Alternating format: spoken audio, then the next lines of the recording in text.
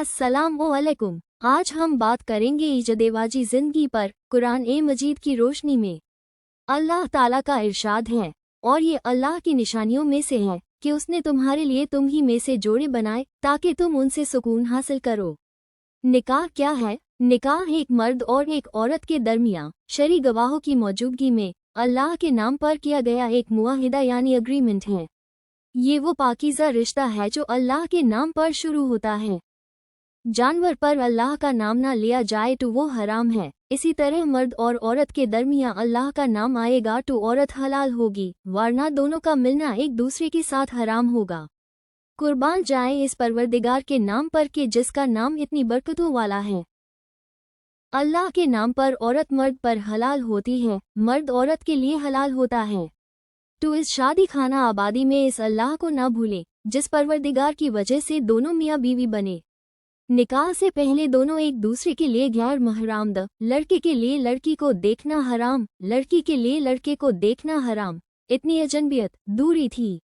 जब अल्लाह का नाम दरमिया में आया, इतने करीब हो गए कि अब वो बीवी सब अपनों से बड़ी अपनी बन गई, शरीके हयात बन गई। इसलिए शादी के मकसीद ज़हन में रखने ज़रूरी है कि ये एक बंधन है जो एक मर्द और औरत के दरमियान होता है, दो गवाहों की मौजूदगी में अल्लाह के नाम पर कहते हैं। Wedding rings are the world's smallest handcuffs. जो शादी की अंगूठी होती है, ये दुनिया की सबसे छोटी हथकड़ी है।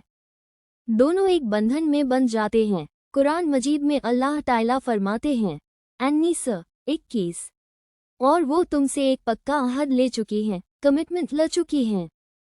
चुनांचा शादी के मकसीद मीज़। सबसे पहला मकसद गुनाहों से बचना है। ये शादी के मकसद में से सबसे पहला मकसद है, और दूसरा मकसद है ईमान को मुकम्मल करना। हमारे नबी ने फरमाया, निकाह आधा ईमान है। शादी से पहले इंसान जितना भी नेक बन जाए, अभी आधे ईमान पर अमल करा है। निकाह होने के बाद ईमान की तकमील हो जाती है। हदीस में है कि शादी से पहले 1 नमाज पढ़े तो 1 नमाज का सवाब मिलता है, लेकिन शादी होने के बाद 1 नमाज पढ़े तो 21 नमाज का सवाब मिलता है। मेरा रब फरमाता है कि मेरे बंदे, तुझ पर पहले सिर्फ मेरी इबादत थी। फ्लैट तुम्हारे ऊपर जिम्मेदारियां भी आ गई हैं, और उन जिम्मेदारियों को पूरा करने के साथ तुम मेरी इबादत भी करोगे तो मैं तुम्हारे अजर को बढ़ा दूंगा। तो शादी के मकसद में सबसे पहला मकसद मियाँ बीवी एक दूसरे के जरिया गुनाहों से बचे। तीसरा मकसद दोनों को इज्जत मिल जाए। जब शादी हो जाती है तो शौहर बीवी एक दूसरे के लिए इज्जत का सबब होते हैं। फोर्थ मकसद मोहब्बत का मिलना। दोनों को मोहब्बतें मिल जाती हैं और मोहब्बत भरी जिंदगी गुजारते हैं।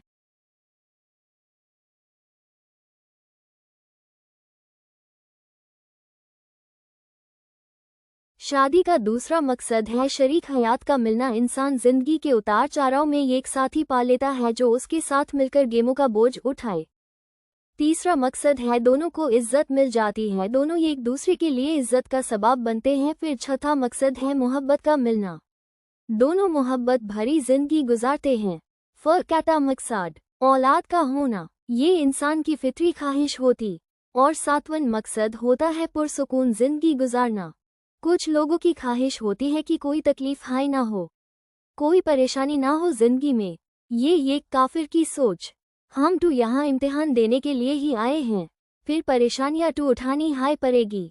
बिना कुछ किए तो कुछ ये निचाय मिलता, फिर जन्नत कैसे मिले। दुनिया की जिंदगी फूलों की स्टेज ए निचाई इम्तिहान गाह है। चलिए जानते हैं पुरसुकून जिंदगी कैसे हासिल करें।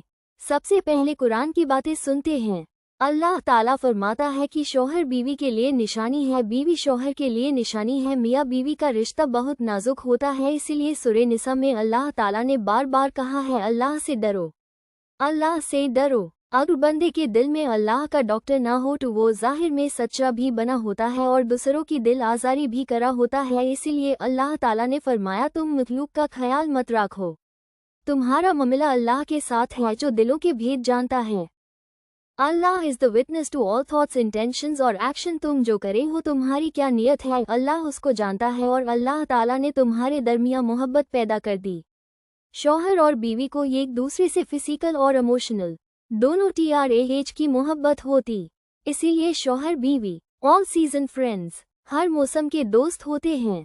ये फ्रेंडशिप आपस में बिल्ट अप तमीर करनी पार्टी है, इस पर इन्वेस्ट करना पड़ता है, यानी कुछ लगाना पड़ता है। जितना ये एक दूसरे की खातिर इन्वेस्ट करेंगे उतना दोनों की मोहब्बत मजबूत होती चली जाएगी।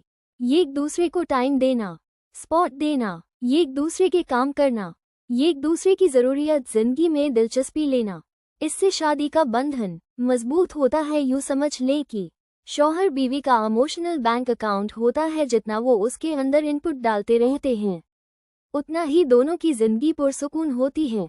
Loves is directly proportional to investment. जिस चीज़ में जान माल वक्त LGTA है उसकी मोहब्बत दिल में आती है। ये उसूल है। इसकी मिसाल सुन लीजिए, माँ बेटे के ऊपर कितनी इन्वेस्टमेंट के RTI है। 24 घंटे की खादिमा, पहले खिलाती है बाद में खाती है, पहले पिलाती है बाद में पीती है, पहले सुलाती है बाद में सोती है। कितनी थकी हुई क्यों ना हो, बच्चे की एक आवाज़ पर फौरन उठ खड़ी होती है।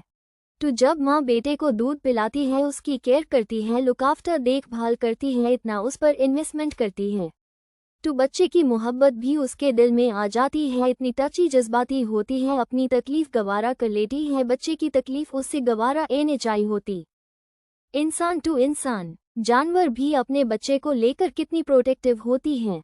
उसकी बुनियाद क्या है कि एक माँ की इन्वेस्टमेंट लगी होती है।